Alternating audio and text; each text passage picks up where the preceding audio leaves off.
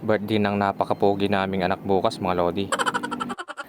Kaya ipagluluto namin siya ng may sahog na pagmamahal.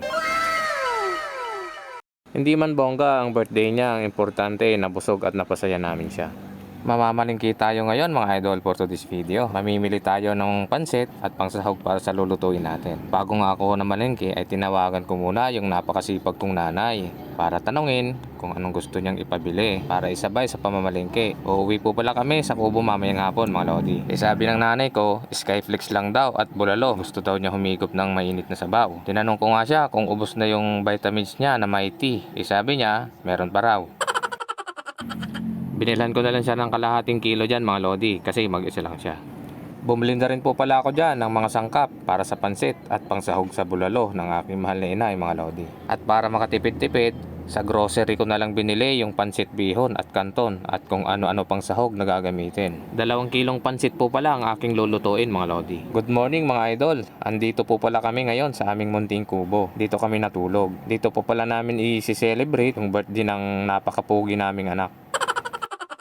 Magpainit muna tayo ng tubig mga lodi para makapagkape. Pagkakulungan ng tubig, sakto at nagising na rin si Commander at mga Junakis namin. Kape-kape tayo mga idol bago natin simulan ang buong araw. Plano nga pala namin ni Commander ay sumaglit muna sa pwesto para pakainin yung mga alaga namin. Buti nga at naipasok namin yung kabayo namin dito sa kubo mga lodi. Sana tuloy-tuloy na yung ganda ng panahon. Kapag naulan talaga dito ay grabe, sobrang putik sa daanan. Saglit lang muna kami sa pwesto mga lodi. Pagdating nga namin sa pwesto mga idol ay agad kong pinakain yung mga alaga namin. Dinamihan ko na nga rin yung lagay ng pagkain nila para hanggang mamayang hapon mga idol. Balik ulit kami bukas ng umaga para ulit pakainin.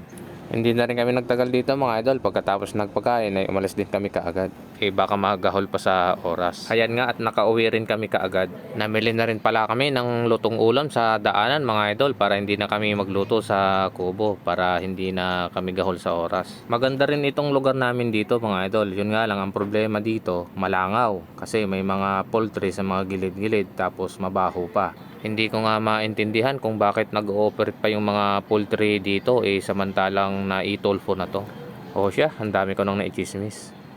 Mabuti nga't nagbigay sa akin yung mahal kong nanay ng gulay at saka yung kuya ko na mahilig din sa gulay. Mabuti nga't nadagdagan yung ulam namin. O siya, kain muna tayo ng pananghalian mga lodi. Ang sarap talaga kumain kapag sama-sama, kahit simpleng ulam lang, goods na. At pagkatapos kong kumain, sinet up ko na yung pangmalakasan kong kalandi kahoy mga lodi. At nagputol na rin ako ng panggatong. Naghanap pa nga ako ng panggatong sa gilid-gilid mga idol dahil kulang ang panggatong natin. Sa paghahanap ko nga ay nakita ko yung napakasipag kong nanay. Biruin mong kahit tanghaling tapat ay nagbubunot ng mga damo. Ewan ko ba sa nanay ko, galit na galit kapag may damong nakikita. At nagsimula na rin po pala magluto yung misis ko dyan mga idol. Pork stick po pala yan, 1 kilo mahigit. At maya maya ako naman yung magluluto sa pansit. Kapag mga ganitong handaan po pala mga idol ay talaga namang kanya-kanya kami ng niluluto ni misis. Nagtutulungan talaga kami. Pina-slice ko na rin po pala yung mga gagamitin ko sa pansit mga idol. Yan po pala yung panganay ko. O siya, magsimula na tayong magluto mga lodi. Naggisa na po pala ako dyan ng bawang at saka sibuyas. At kapag lumabas na yung aromatics ng bawang at saka sibuyas, ilalagay na natin yung pinalambot na liempo na kalahating kilo mga idol. Pinalambot ko na yun kanina mga idol. Tapos yung pinagpalambutan natin na tubig, yun po yung gagamitin natin na pangsabaw sa lulutuin nating pansit. Lalagyan na rin po natin ng kaunting toyo dyan mga idol. At kapag nasangkot na natin gamit yung toyo, lalagyan na natin ng tubig at saka yung kaunting pinagpakulaan natin sa liempo. Bali 16 pieces na coffee cups of water yung nilagay ko dyan mga idol. Yun po yung katumbas ng 2 kilong pansit na lulutuin natin. At isang pampalasa natin mga idol, yung oyster sauce. Hindi ko matandaan kung 200 o 300 grams yung size niyan mga idol. Naglagay rin po pala ako diyan ng 2 pirasong Knorr cubes mga lodi. O di ba? Ang bilis kumulo. Iba talaga kapag pangmalakas ang kalandi kahoy. At syempre, lalasahan na natin ito kung pasok na ba ito sa ating panglasa. You know, o di ba? Saktong-sakto yung lasa.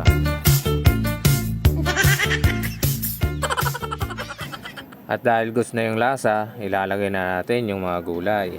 Lutuin natin ng mga ilang minuto yung gulay. At kapag medyo luto na yung gulay, ilalagay na natin yung bihon at saka yung kanton mga lodi. Dati mga idol, ang ginagawa ko sa gulay na pangsahog, niluluto ko muna yan tapos sineset aside ko muna. Pagkatapos maluto yung pansit, tsaka ko ilalagay yung gulay na pansahog. Masarap kasi sa pansit yung gulay medyo crunchy mga lodi. Kaya ba mga idol, hindi ba nawawala ang pansit tuwing birthdayhan? Dito kasi sa amin mga lodi, common ang pansit tuwing birthdayhan. Bukod naman kasi sa mura, madali pang lutuin. Marami ka ring mabibigyan ng kapitbahay. Yun din yung isang importante mga lodi.